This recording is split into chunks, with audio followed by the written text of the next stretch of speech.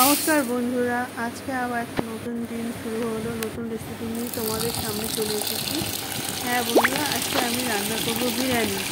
আর বিরিয়ানি নামটা শুনলেই আগে চলে আসে মাথা মাটন না চিকেন। না, আজকে আমি শুধু বানাবো আলুর বিরিয়ানি।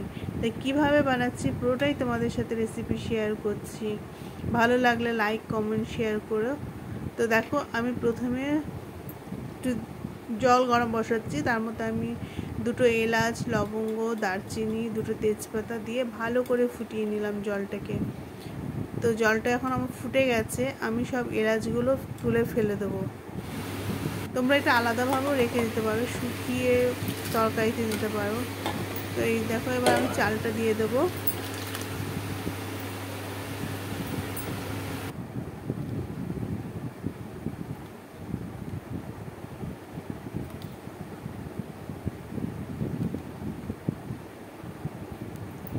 তো ভাতটা আমি 80% মতো রান্না করব। এবার দেখো, একটা আমি ঝুড়ির মধ্যে ভাতটাকে ঝরা দিয়ে দিলাম। এবার একটা প্যান বসিয়ে নিয়েছি,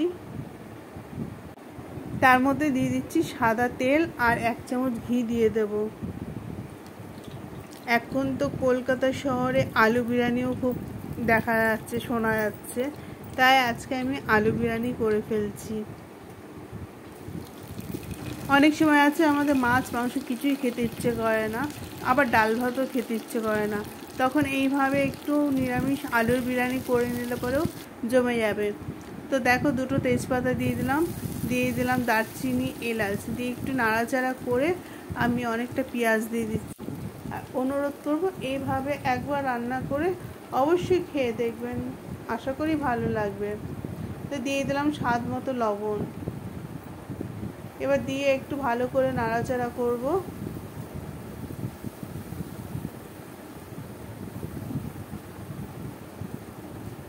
পেঁয়াজটাকে একটু লালচে লালচে করে নেব।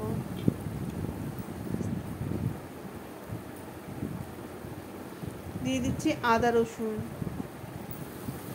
রসুনটাকে এবার ভালো করে পেঁয়াজের সাথে কষিয়ে নেব, যাতে এর থেকে আদা রসুনের গন্ধটা চলে যায়।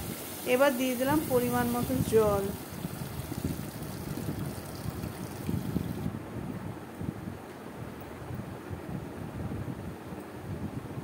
দিয়ে দিচ্ছি কাশ্মীরি লাল লঙ্কা একটু কালারের জন্য, আর হলুদ দিয়ে একটুখানি নাড়াচাড়া করে নেব। তো আলুটাকে আমি ভাজিও নি, কিছুই করিনি, কাঁচা আলুই আমি এর মধ্যে দিয়ে দিচ্ছি। এইখানেই আমি বয়েল করে নেব। একটু নাড়াচাড়া করতে হবে মাঝে মধ্যে, যাতে আলুটার নিচে লেগে না যায়। কিছুক্ষণ ঢাকা দিয়ে রাখবো। তাও জলটা ফুটে গেছে, আলুটাকে একটু নাড়িয়ে চাড়িয়ে দেবো।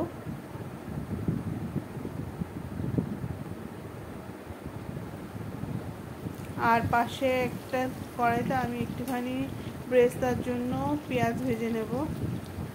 দম বিরিয়ানিতে ওপরে একটু ভাজা পেঁয়াজ সাজিয়ে দিলে দেখতে ভালো লাগে আর খেতেও ভালো লাগে। তাই পেঁয়াজটাকে একটু নাড়াচাড়া করে ভেজে নেব। আর দিয়ে দিচ্ছি একটু কাজু আর কিশমিশ। এটা আপনারা দিতেও পারেন, নাও দিতে পারেন। তো কাজু আর কিশমিশটাকেও আমি হালকা করে ভেজে নেব।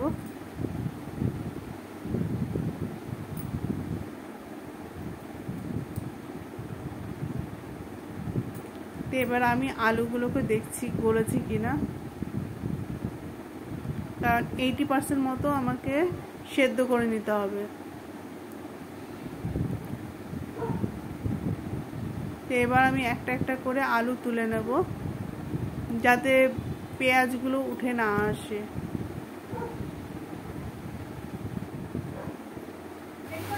এইভাবে আমি সবকটা আলু তুলে নিলাম।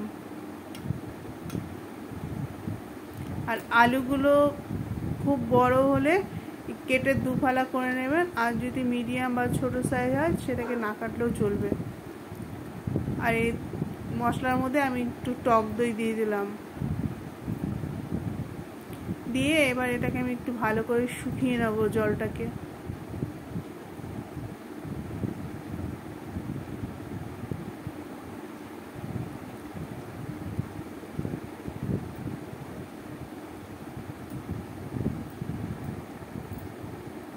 তো দেখো আমার মশলাটা হয়ে গেছে।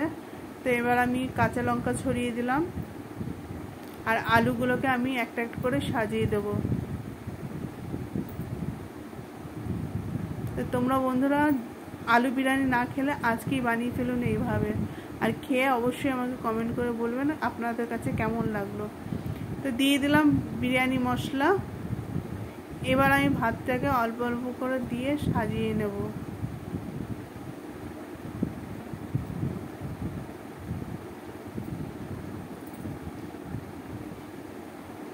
এবার আমি কাজু কিশমিশটা দিয়ে দিচ্ছি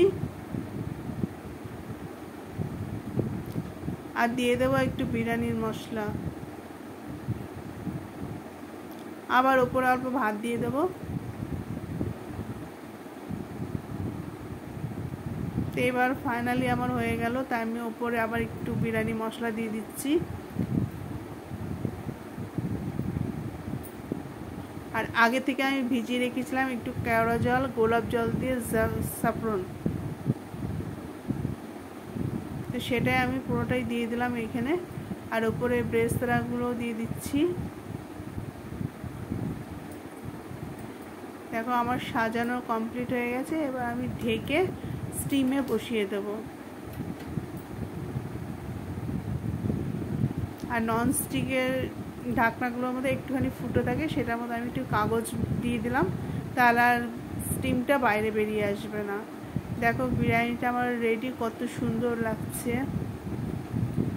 তো চলো তোমাদের একটু তুলে দেখাই কীরকম হয়েছে। আমার বিরিয়ানিটা রেডি। তো বন্ধুরা ভালো থাকবেন, সুস্থ থাকবেন, দেখা হবে নেক্সট ভিডিওতে।